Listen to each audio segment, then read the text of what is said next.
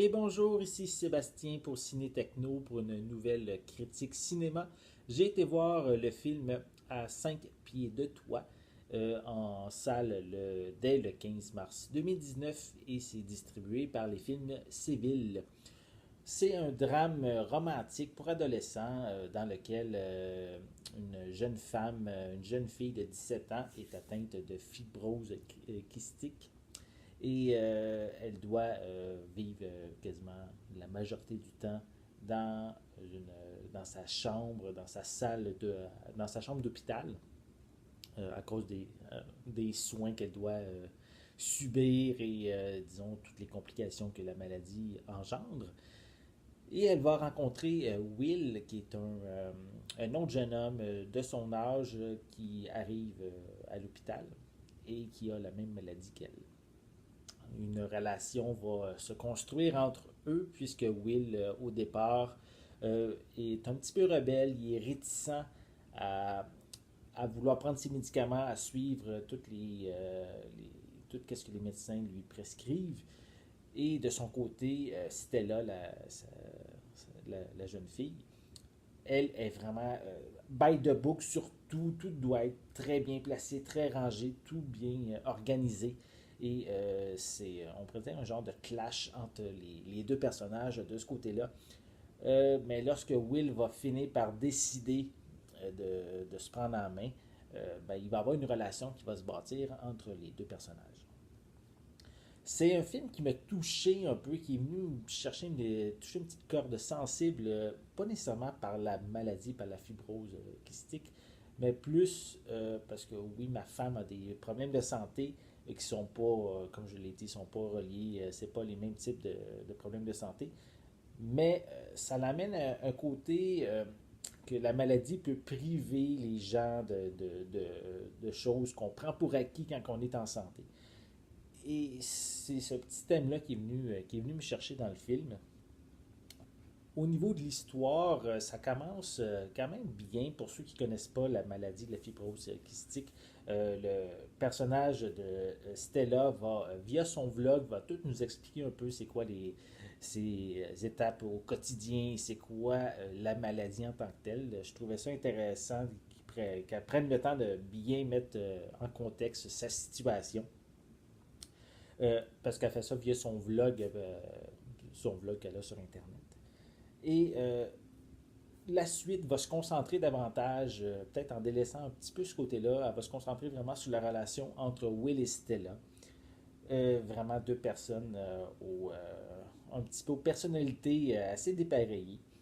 Euh, je trouve que aussi il y a des sujets intéressants qui sont traités comme la volonté face aux épreuves, l'amitié, parce que oui, il y a une troisième personne malade qui est avec eux qui s'appelle Po, qui est l'ami gay, l'ami vraiment un homosexuel, qui lui aussi est traité pour les mêmes les symptômes. Donc, l'amitié qui joue un jeu dans le film. On parle également de sexualité et de la mort, qui sont aussi d'autres sujets traités, qui sont quand même intéressants. Ça fait des thèmes variés au fil du récit. Par contre, qu'est-ce que j'ai trouvé étrange, c'est vu c'est comme ils sont encore adolescents, là, ils sont pas encore adultes, mais la présence des parents est pratiquement absente à part quelques scènes. Je trouvais ça un petit peu étrange. Qu'on n'ait pas autant de parents qui sont aux alentours de leurs enfants. La véritable distance, comme le film le dit, là, à 5 pieds de toi, donc la véritable distance qu'on mentionne dans le film, c'est à 6 pieds dans lequel les malades doivent respecter une distance. Mais il y a une explication dans le film pourquoi elle décide que ce soit 5 pieds. Et j'ai trouvé ça un petit peu ridicule, dans le sens, c'est aussi illogique, surtout sachant c'est quoi les conséquences que ça peut avoir envers ces personnes malades-là. Euh, je vais vous laisser quand même découvrir c'est quoi cette explication-là, mais je trouvais ça important de le mentionner qu'en fin de compte, c'est vraiment 6 pieds qu'ils doivent respecter, puis elle décide de se rebeller un petit peu, puis aller à 5 pieds. Euh, Aussi, qu'est-ce qui est dommage, c'est au niveau de la finale. Ça tombe vraiment dans le mielleux, dans le très gros sentimental.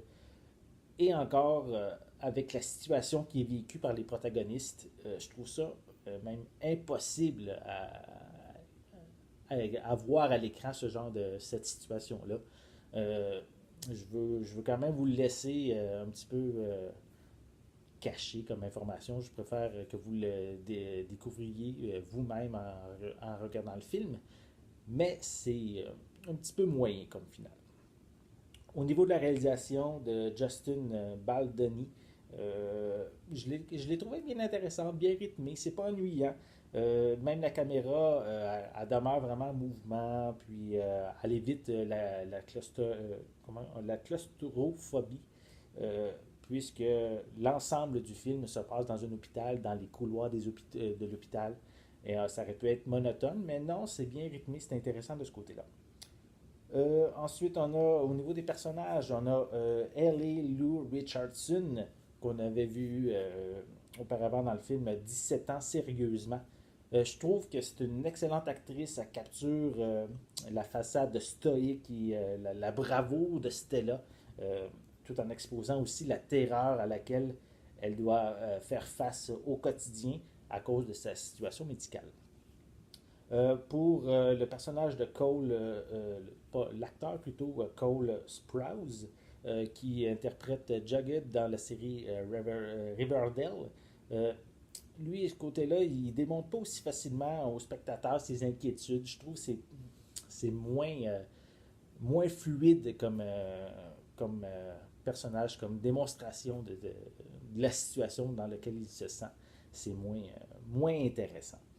On a aussi Moïse Arias, que lui on a vu, pour ceux que peut-être que vous allez vous souvenir, dans la série Anna Montana, ici sous les traits du meilleur ami.